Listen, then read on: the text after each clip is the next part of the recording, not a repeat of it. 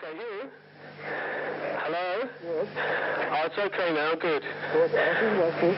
Sorry about that. That's all right. Where have you been? Oh, to church, actually. To church, Evening service. Ah. I should have thought of it this morning. I never rang you back. I should have done. No, I was just going to keep ringing. I knew you couldn't be long.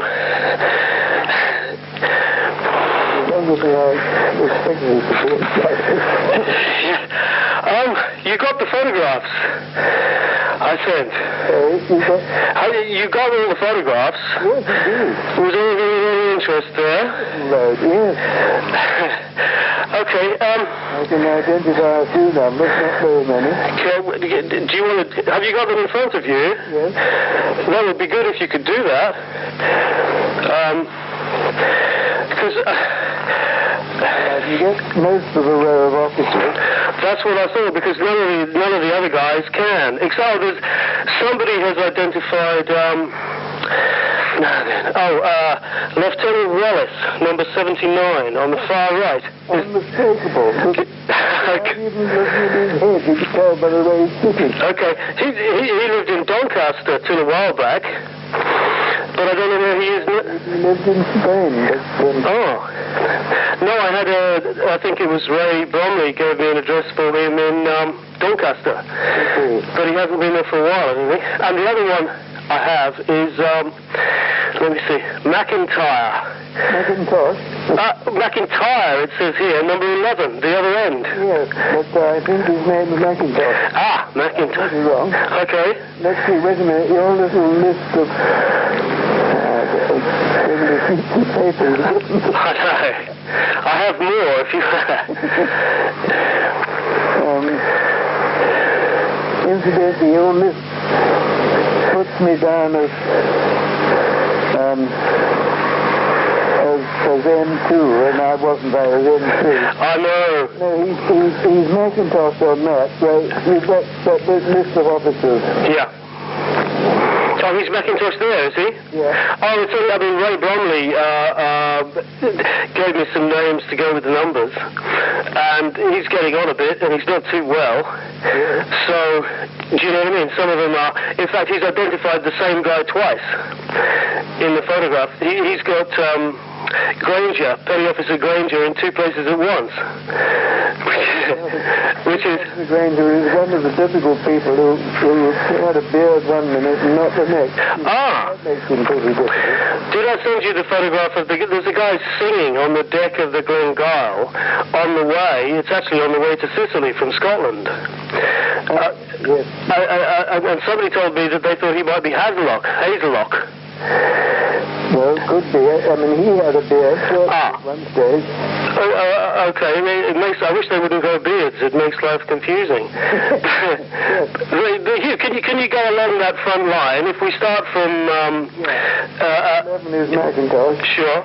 Number 12 is me. Oh, that's you! Yes, it is. Oh, yeah. Okay. Excellent. 21, I think, is Bintner, who was actually a Luxembourger. Yes. And I think when the war started, he was at school in England, so he got more or less captured. Yeah. Couldn't go back. There was no escape. You would think he was English to speak to him. I think that's him. Yeah. Do you know, hang on, McIntosh was N what? Do you know? There would be three... Yes, N3, I think. N3 he was at Salerno, certainly. At ANZIO ANNIE. Okay. And then Bintner was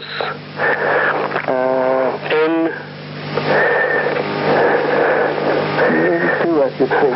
No, but you were N3.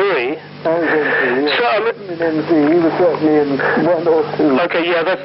2. Sure. Okay. And then we have number 21. That's Bintner. Oh, that's Bintner. Sorry, who's number 12 then? I lost him. That's me. Oh, of course. Sorry, I'm totally befuddled. Okay, so we've got McIntosh, you were N3, Bintner. Yes. And then we have number 40, who's some... Harris. That's Harris. Yeah. Okay. And he was in... He was N2, wasn't he? Yes. Okay. There should be 3 from each, shouldn't there? Because there are 1, 2, 3, 4, 5. He took over N1 when Russell was hit, that's right. Okay. Okay. And then there's Tom Turton is the guy in the middle. Yep. Okay. And then we have 49. No, He's on a... have a sheet. There we are, I've got the right one. Yes. 49 is Pat Ward. Ah, okay. Who joined us fairly late in the day. He's N3. Okay. Now, 63 and 74 beat me. I don't know. Have you looked at the names? I mean, there's the list of names that I got from Ken Barry. None of the names there fit the faces. No, they don't seem to. There are a number of names there that I just don't recall ever having met. Sure. So there may have been, there may have been an commando before I joined it. Yeah. But I mean, bear in mind, I mean, because the picture was taken in Porto San Giorgio. So it was, yes. So, which is... So, well, they're in the same photograph as you. I should have known them of that, right? But, I mean, there are 9 officers there. Yeah. And there are 3 units, N1, N2, N3. Yes. So there are 3 per unit, I would suppose. Yeah. Would there be a beach master and 2 assistant beach masters per unit? No, that's the normal thing. Okay, and there's no commanding officer? Beach master, that's no. Sure. Okay, so Turton was the beach master with N3, was he? Yes. But he was also the sort of... He was sort of acting, yes. Yeah, sure. What about the other guys? Do you recognise anybody there? Amongst the petty officers, you know, we've got... well, actually, you know the little photograph of the petty officers? There's Turton in the middle and 6 petty officers. That's right. Because I think I know who 5 of them are. I think I do. I know... I could pick the same 5. Hugh, have I sent you the picture? Have they got little numbers on them or not? I can't remember. Yeah. Okay, number 1 is... One's Letby. Yep, everybody agrees on that. Hazelock. Ah, okay, excellent. That's the guy who Ray Bromley thinks is the one with the beard doing the singing. I think it is. I know. No, but a lot of it seems to be the consensus. I think he's right. Okay. I wouldn't guess it. No, but he's got about 2 votes out of 5 or something at the moment. That's the consensus is that he seems... I think for the sake of argument, we're going to have to say he's Hazelock. The next guy is... Underwood, I think. Yeah, everybody remembers his smile. He's got a... Yes. And the next one is... Grainger. Everybody agrees on that one too. But the guy in front of him, Yes. I could remember his face well, but I'm damned if I can think what he was called. He wasn't called Wallace, was he? I don't think so. No, it's somebody... Yeah, I mean, he was... The guy who he replaced was called Pocock. But Pocock you wouldn't have known because he left when you came in.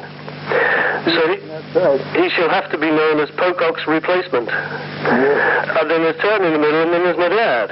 Was Pocock N1, I wonder? Pocock was... You see, soon after Porto San Giorgio, Yeah. we were split up a bit. Yeah. And N1 particularly went off running a small port. Yeah. Less on their own.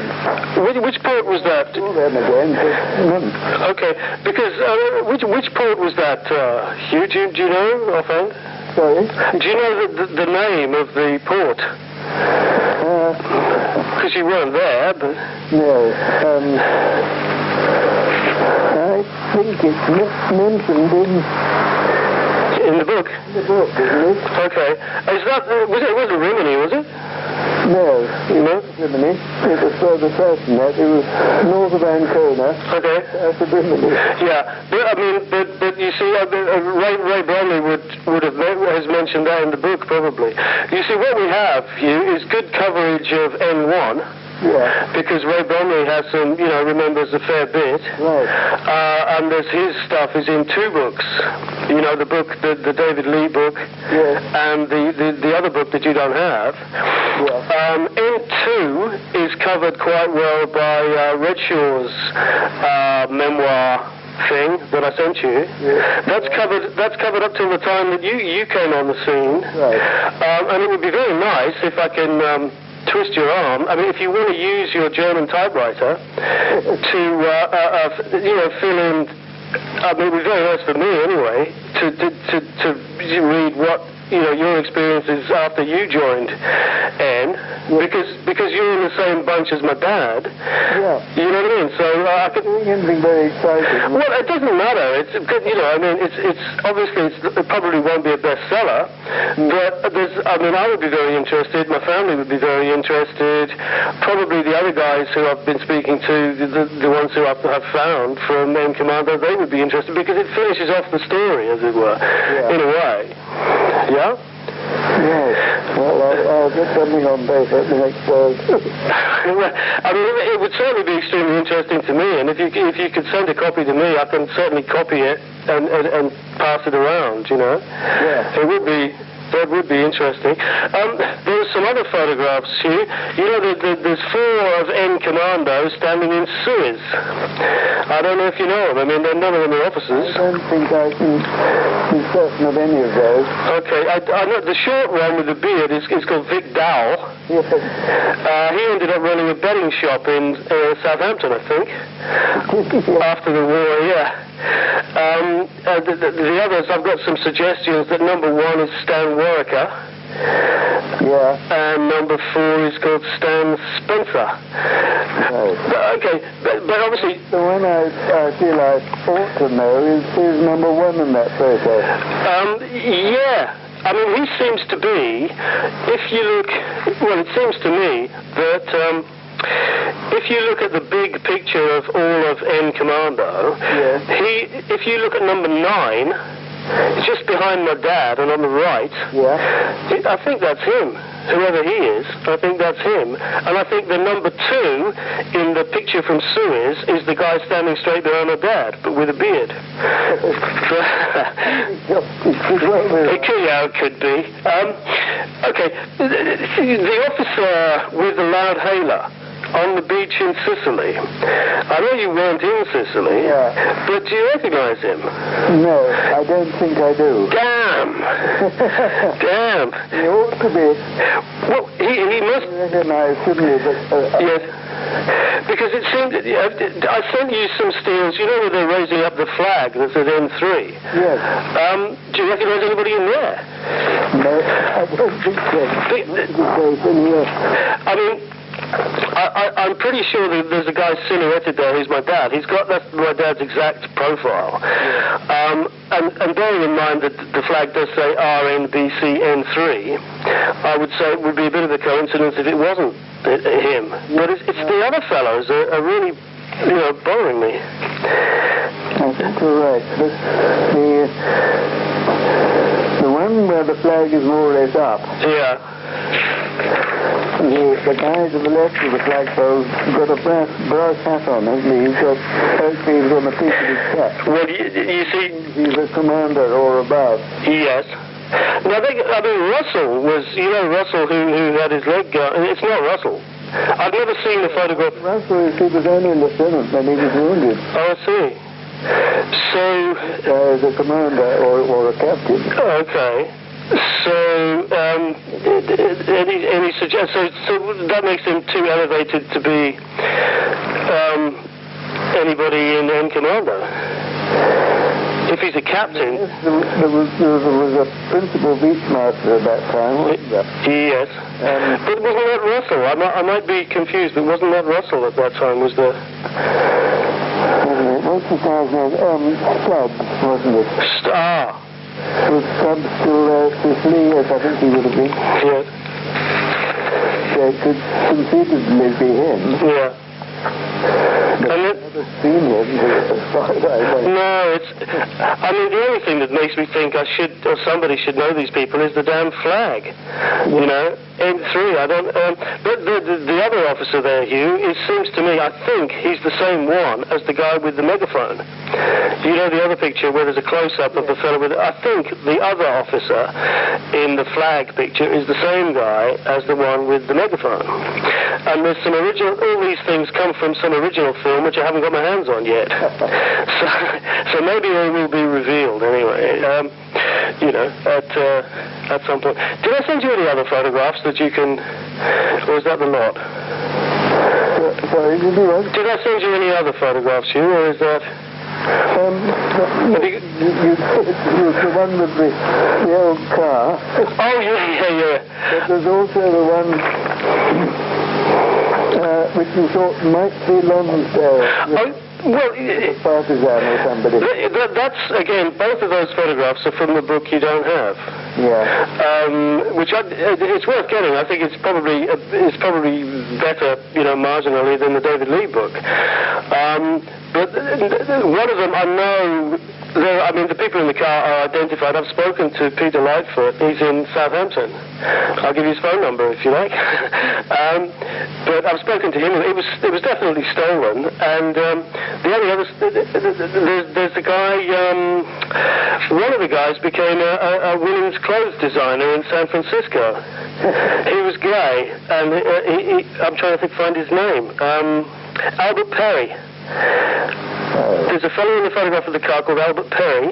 Yeah. He was a gay commando, apparently, and he ended up after the war running a women's boutique in San Francisco or somewhere. So, well, exactly. Well, you know, the best dressed commando on the scene. And the other photograph, LONSDALE. He was a petty officer. Yeah. I wonder if he might be the other petty officer, the unidentified one. Do you know the one we couldn't identify? Yeah. With the 6 POs and Tom Turton. We have an unidentified petty officer there. Yeah? Yeah. Now, on the list of who was in N Commando, which I didn't come up with, that was, you know, put together, I think, by Ken Barry, they have a petty officer LONSDALE there. Yeah. And now we also have in the Hampshire book a photograph of a petty officer LONSDALE with a partisan. Are they the same bloke? You know, is that the LONSDALE? Like it, do they?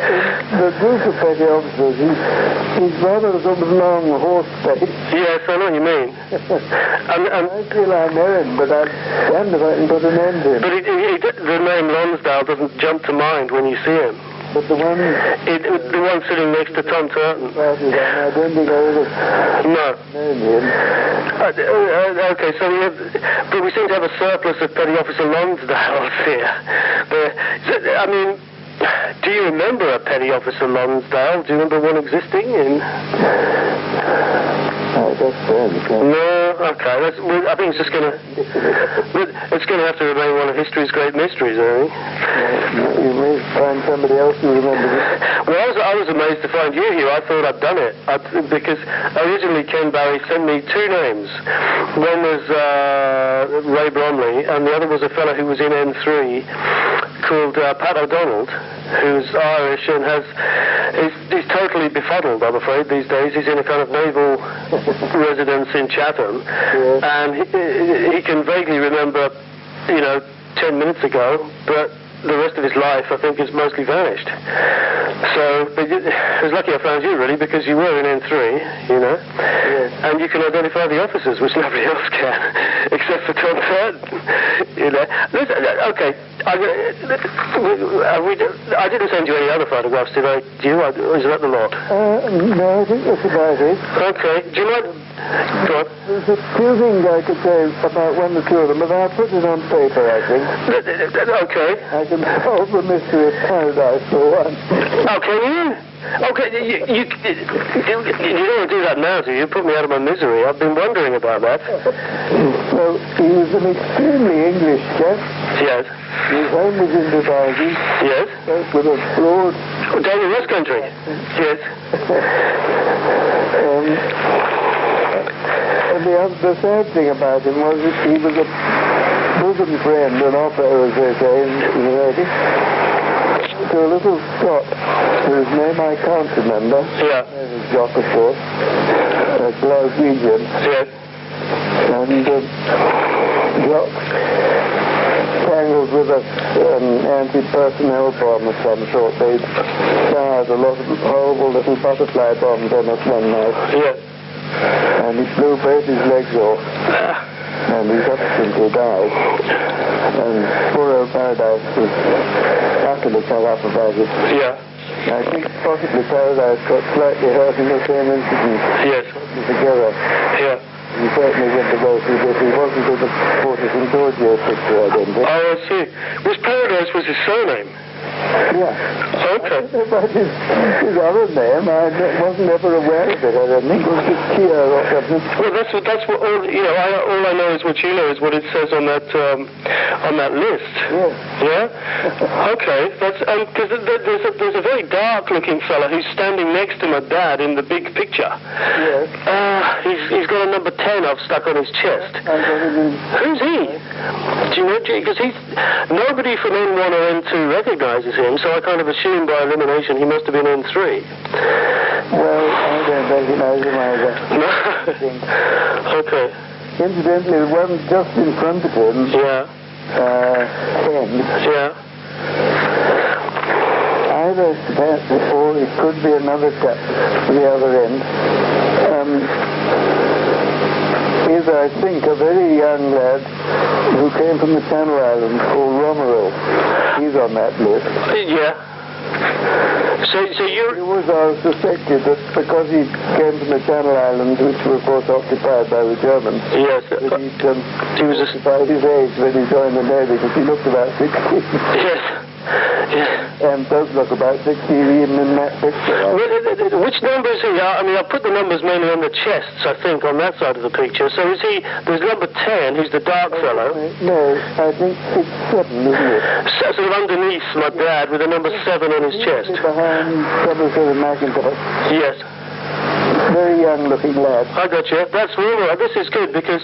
Well, it could be Romeril, I think. Sure. Because you're the only source, you're the only coherent source on N3 here.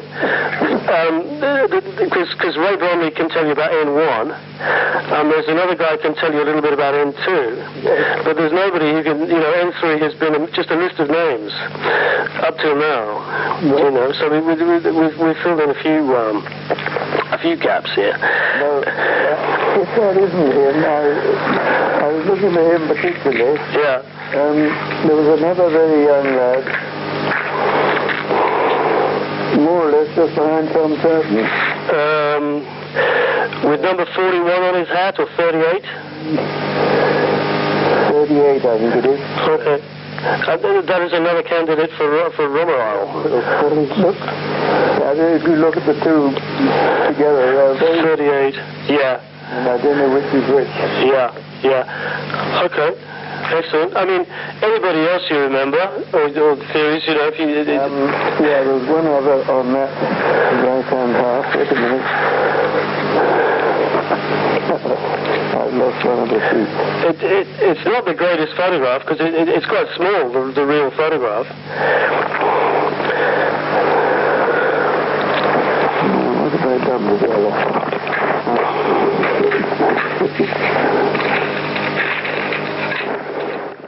Yeah, I think it's 61. Oh, he's got a round face, isn't he? Who's he then? I think it might be Stephen Adams, who was... Actually, he was my sort of bodyguard when we landed at ANZIO. Yeah. But he was a Liverpool striker. Yes. Liverpool Irish. Yeah. Champion stranger. He was here with a couple of chickens. Well, my dad had a story apparently about being sort of in a sort of farmyard or somewhere in the middle of nowhere, and they'd pulled the head off a chicken, and the headless chicken was running around, but still making a kind of noise. I don't know what noise a headless chicken makes. They tend to do that. Yeah. Well, then a German sort of patrol, or a bunch of Germans came down the road, and they were trying to work out how to shut up a headless chicken. You know?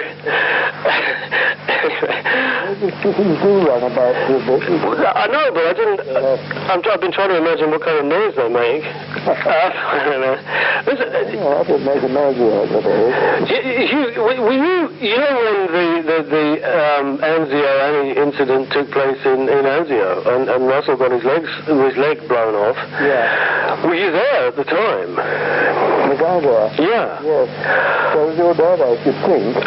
In that exact... He ever told you the circumstances? Well, no, he didn't, because, I mean, he got separated from my mum when I was about 13. Yeah. And he only lived about another 10 years after that. Right. So I didn't really... I jumped on his back once when I was a kid and kind of grabbed him round the neck, you know, like I was sort of ambushing him, and he went white as a sheet. And he explained to me very carefully never to do that, because, you know, he'd been sort of trained to the point where he had an instinct to kill people who did that to him. And my mum had a story that he, walking on like a footpath through a wood, he found it very difficult to leave the footpath because he was afraid of being blown up by a mine, you know. Yeah. This would be like in the New Forest. Yeah. Just, it was an instinct. Does that... The Russell days, N3 was just taking over. At this time, you see, we used to have one section in ANZIO at a time and the other two back in Minefields. Yeah. And N3 had just arrived to take over. Yeah. And N1 was just putting their gear into an army lorry outside the house we were in. Mm-hmm. To go down to the dock to go back to Naples. Yes. And I was in the house, and your dad, I think, probably was. Yeah. So we were 15 feet or so away from this show, but luckily for us the other side of the wall. Yeah. N1 loading this lorry, they caught the full back of it. The lorry driver was killed. Yes. One or two people lost legs. It was a horrible mess. Was there a fellow called Thornborough? Did he... I don't remember the name. I might be wrong. But then Russell, he describes it as he was throwing some pieces of tibia and fibia that he didn't see, you know, he had spare. Yes. At some Americans who were scuttling past to try and attract their attention, which is kind of gruesomely comical. Bromley was there then at the time. I haven't actually spoken to Ray about that. I suppose it's, you know, it's a difficult subject, really. But I don't remember any emotions passing. I remember coming out of the door and everybody and everything was covered with dust. Yeah, but they were... You sort of pick what looked like a lump of masonry and suddenly find it was a lad lying there with dust all over it. It was a pretty good mistake. Because they were big shells, weren't they? But they fired them from miles away. Yeah. So the aim was just random. It was like hit ANZIO. The story is they kept it in the railway tunnel. It was on a railway chassis. Yeah. And they pushed it out when it was ready to fire. And there was a curve on the line. Yeah. Just how far they pushed it round the curve. Would aim it. Well, it trained it, you know, wherever it was going to land. Yeah. And of course, its own recoil pushed it back into the tunnel. Oh, God. It was only out for a few minutes. Because it's still, it's in America, that gun, I think, now. You know, one of those railway guns is in, the Americans took it back to, is it the Aberdeen Proving Grounds or something? Somewhere in America, yeah. It's the big star attraction in the museum. I didn't know. I think there was supposed to be two of them, but I don't know whether there really were. Well, knowing the Germans... Quite a long time to reload, so after one had landed, you know, you could walk around the place. Well, for half an hour, you mean? Great. We used to do that when they arrived. You see, a shell would stir up all the rubble. Yeah. And you never quite knew an awful lot of that rubble. There would be perhaps living there, you know, perhaps a cellar that hadn't fallen in or a half house. Yeah. And so after one landed in our particular patch, one of us used to usually go and walk round and have a look. Yeah. If anyone who was caught by it. I remember doing exactly that with Dennis Healey, of all people. You're kidding? He was an opposite number, you know, Army, Yeah. what do they call them? MLO, Military Landing Officer. That bullet was 50 yards up the road from ours. What does that mean, that he was doing the landings at the same time as you were? The sort of military... Yeah, military landing officer, the sort of army side of a beach club. I mean, presumably, there's got to be an autobiography of Dennis Healey lying around. Yes, sure to be. Somewhere. You can bring him up to what's the problem.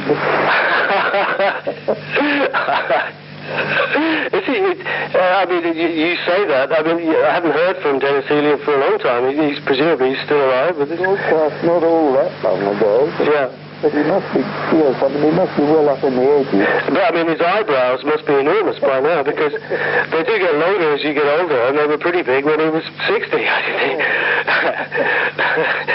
Okay. I was going to ask you about, I mean, my dad seems, some of these guys stood out. I think there was Sibley, I think, a few other people, by virtue of the fact that they were always sort of on the verge of kind of criminality, you know, they were always nicking stuff and stealing racing cars and things like this. And so they stand out in people's memory. Now, my dad obviously doesn't, you know what I mean? Ray Bromley went for a drink with him at some point and remembers, you know, a couple of other incidents. But I know from his records, his Navy records, that his character's down as, you know, a very good character, was it superior character and excellent or something. So I think, I mean, he was a pretty good guy at the time, you know. Does that sound about right? He certainly stood out. I mean, I remember him far more sort of vividly than I do any other of the petty officers, I think. Yeah. But of course that was partly because he was N3 as well as I, so he thought... But you would have had, there would have been 2 petty officers in N3. Is that right? Hazelock, whatever his name was the other one? Well, at one time he was. I'm not sure if he was the whole time. Yeah. I think he may have switched, but he certainly was at one stage. Yeah. So, I mean, obviously, taking an interest in my dad here. I know he got a DSM in Sicily. Yeah. As far as my mum remembers, just for sort of bloody hard work over a long period of time. Yeah. I can't find that there's nobody else amongst the men that I can find who got themselves a medal for anything. So obviously I have a bit of feeling of pride in my dad for that, although I'm still not quite sure exactly what it was for. Oh, well, of course it was before my time. Yeah, sure. I don't know either. And the only other decoration that happened apart from Russell was Harris. And I don't really know what he did other than what everybody else did. Well, somebody had a theory. It was Sid Kipling's wife. I mean, Sid, you can't talk to him because he doesn't have any memory either. I mean, but his wife said that a lot of them were given decorations because they were the first guys to set foot in mainland Europe. You know, and that they basically pulled some names out of a hat. Yeah. And she thought, oh, well, my dad's must have been one of them. And Sid and a few other guys should have got this award, but they didn't because Varley, I think, was their officer, didn't sign the papers. But I don't know how much sense that makes because Sicily isn't mainland Europe, is it? No. So I can understand, there's a Reggio. Lot should have come first because Pantelleria was as much. Wow. As Sicily. A month before. Yeah, well, I'm not going to argue with you. You outrank me. So, incidentally, you mentioned Varley. Yeah. And I tried to fit him into one of those 2 officers that I can't identify, but he's not either of them. It doesn't work. What about this CRICKMAR fellow? You mentioned last time. You started You started to talk about him, and I kind of talked over you, and you never finished the... Well, he joined us fairly late on.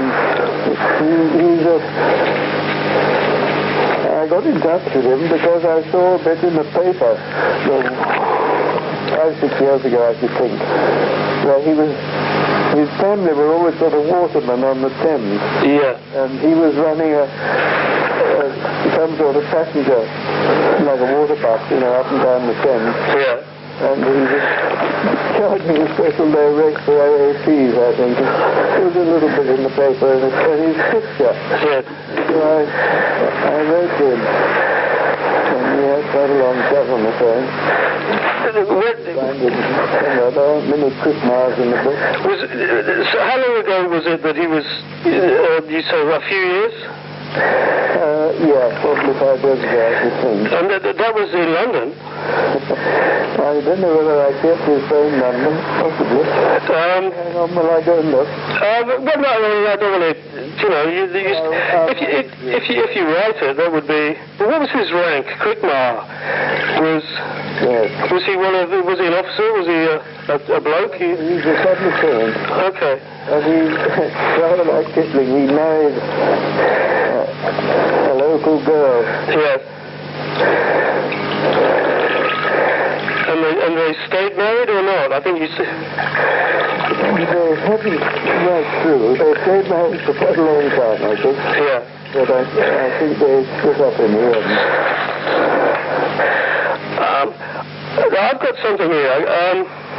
One of the very few things that I remember my dad saying was about coming across a bunch of Italians, and they weren't sure sort of whose side they were on, whether they were sort of partisans or what. So we locked them up in a wine cave.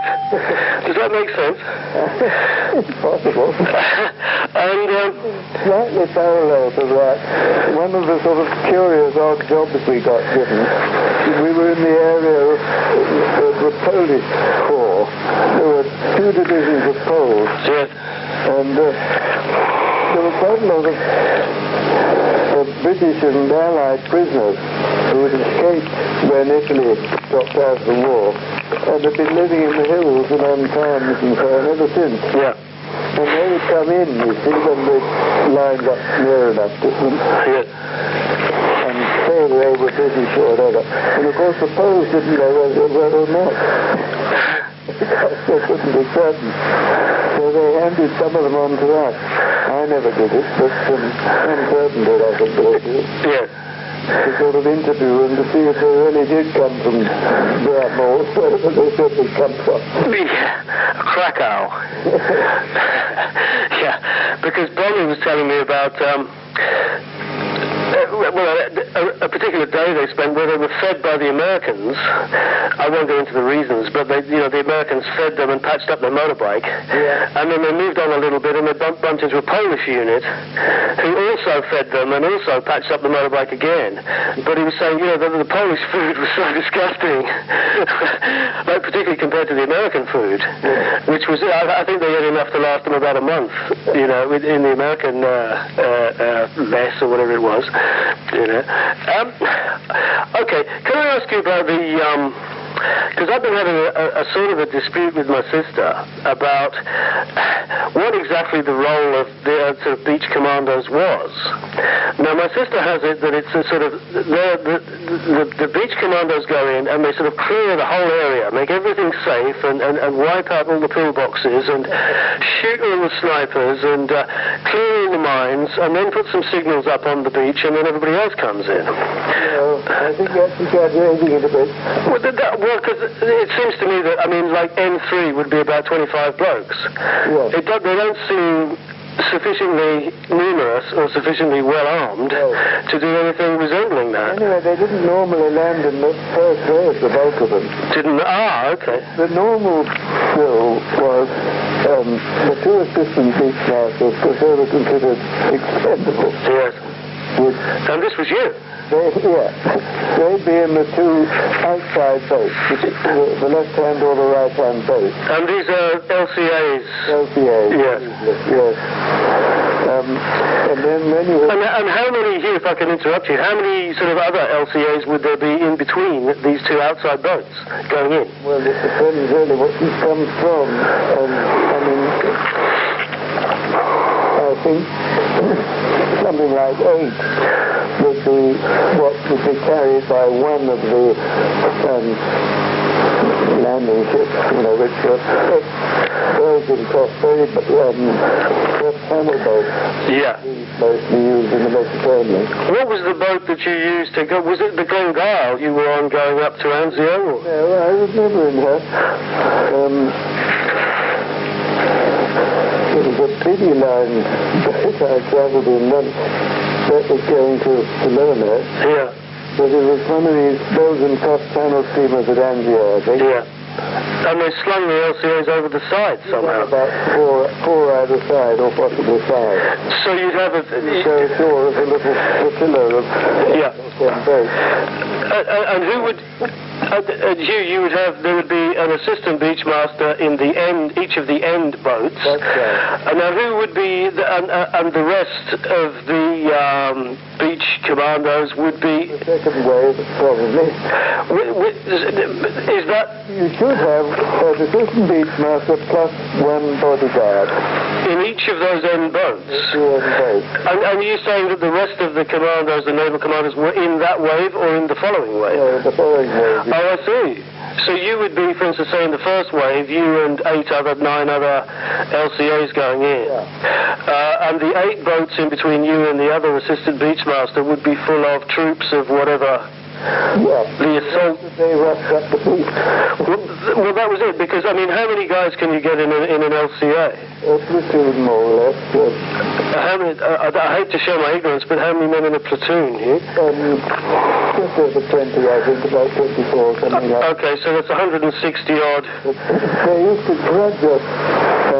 Well, in fact, Barcelona, they wouldn't let me have a bodyguard except in the next wave. It was one the wind boats, not 2. So a bit of argument went on about it. Yeah, so you were at risk till the second wave came in. But yeah, I mean, and then you would be, I mean, all this stuff about, the holding hands and ploughing through the water to check the depth of... I never had to do any of it. Well, it sounds such an unlikely thing to do with sort of bullets whizzing around your ear roll. Yeah. I just can't imagine it actually happening somehow. I agree. They had to do a bit of it in Normandy, I think, where they had old rocks offshore and so on. Yeah. And the finding of the mines and stuff, wasn't that... That was an army job, really. Oh, and how about the submerged, what they call telemines, that was stuck on the sort of cross-beam things, sort of under the...